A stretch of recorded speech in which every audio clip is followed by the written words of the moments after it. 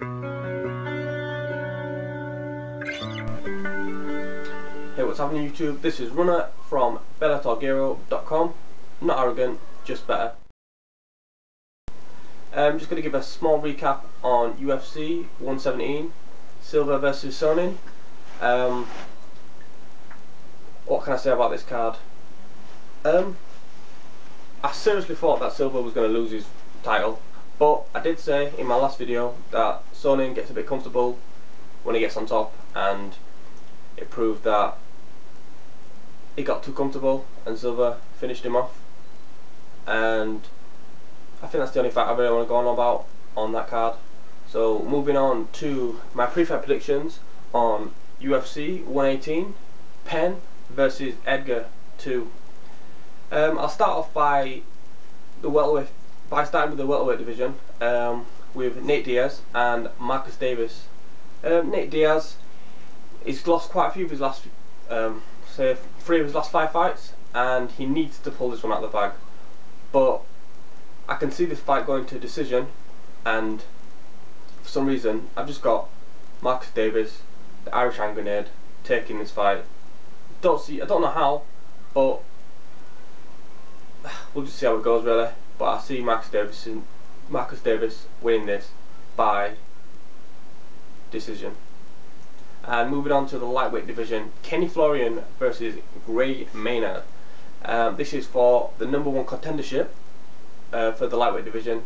Maynard has some noticeable wins. He has a win over Frankie Edger, which is his only loss. He's undefeated technically in the UFC, even though in the Ultimate Fighter he got submitted by Nate Diaz, who's also on this card, which I've just mentioned. Kenny Florian, very good fighter. I like how he fights. He's always looking to cut people when he fights them, and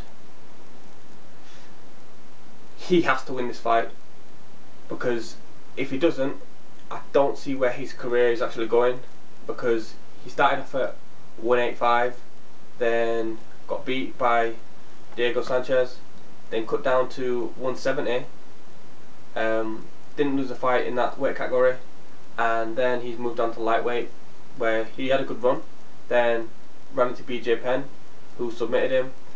And in this fight with Maynard, I'd say Maynard is the bully in this fight by a long way, but I think Kenny Florian's got too much in his arsenal to not be able to handle him. I think his jiu-jitsu is pretty good on the ground.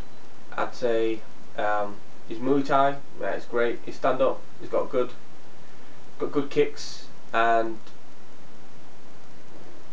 the only way Maynard, I think, can win this fight is by wrestling Kenny Florian. But for some reason, I just still see Kenny Florian taking this fight, and I think he's going to get a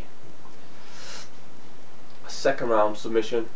I think he's just going to pepper him in the first round, work on his legs, and then do him in and finish him off in the second round, and will give Maynard his first official defeat in the UFC.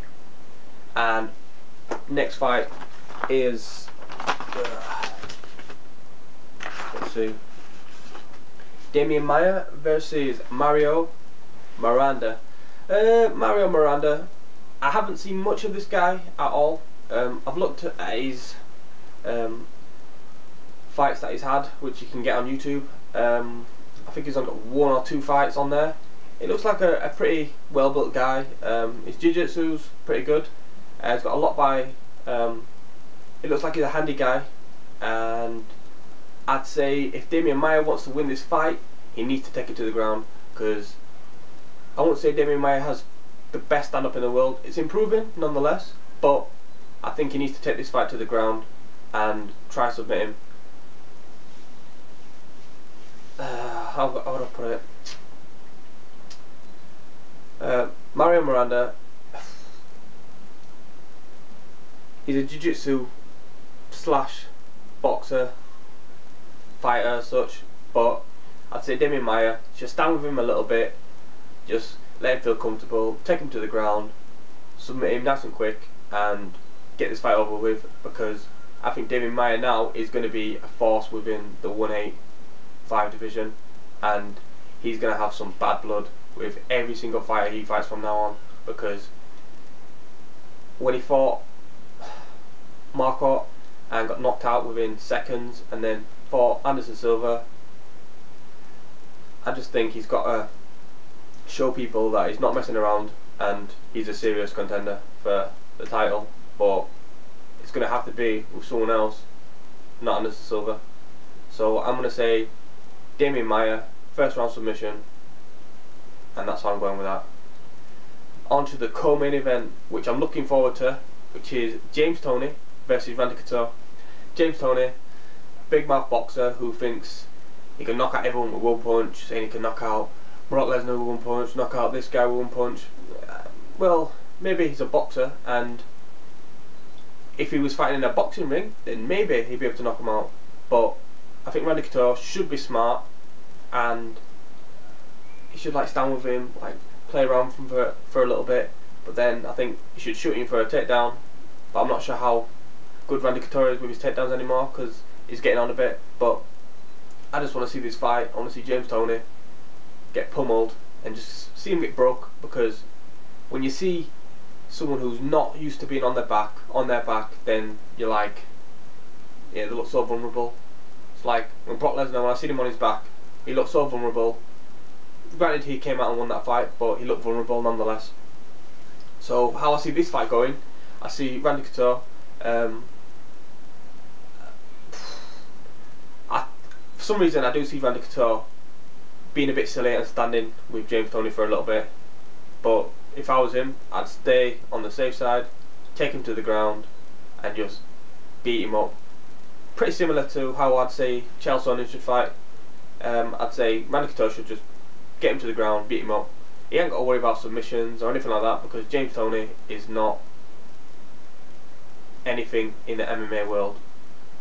But if Randy Couture chooses to stand with him, I think James Toney will spark him out, and he'll be even a bigger, louder person, and that's pretty hard to say. But Randy Couture should take him down, beat him up for 3 rounds, maybe finish him in the 3rd by breaking his will. But I want this MMA fighter to show James Toney the way and take him out nice and easy. And moving on to the lightweight division, championship bout, the main event, BJ Penn versus the champion Frankie "The Answer" Edger. I think this is going to be a very interesting fight. I think there's going to be a whole different sort of BJ Penn. I think BJ Penn last fight, he just wanted to test himself on his stand-up, and it didn't work out for him. I don't think he lost the fight by some of the scores that people were saying, and he was right by saying that Frankie Edger's teammates came in, started hoisting him up in the air, saying that, oh yeah, try to steal the victory and all this stuff. But I don't think he lost the title that time, BJ Penn, because to beat the champion, you've got to beat the champion, and I don't think he beat up BJ Penn enough to win the fight. He got a takedown in the last round, but I don't think that's enough to win the fight.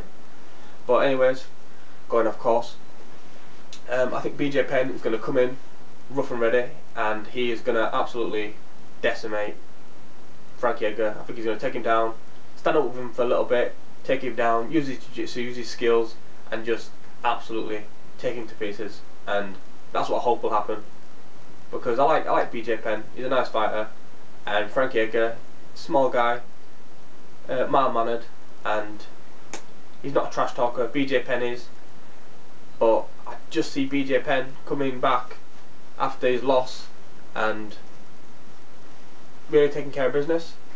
So yeah, that's how I see it going. I think it's going to be an interesting card. It's not going to be as good as UFC 117, but nonetheless I'll be pretty happy with the fight card at the end of the night. And for anyone who wants to subscribe to my videos, yeah, feel free to, because I've got a good few views last time and a few subscribers. I'd like to see a few more people post up some predictions on what they think is going to happen, and if you win, I'll give you a shout out. Yeah, that's it really. And Dale, I think I'm winning, let's see, 4-2 now, and we'll see if you can come back on this fight card. I doubt you will, because I think I'm going to be a little bit better than you again, but it's not arrogant, it's just being better. Anyways, that's me signing out from my UFC predictions. Peace.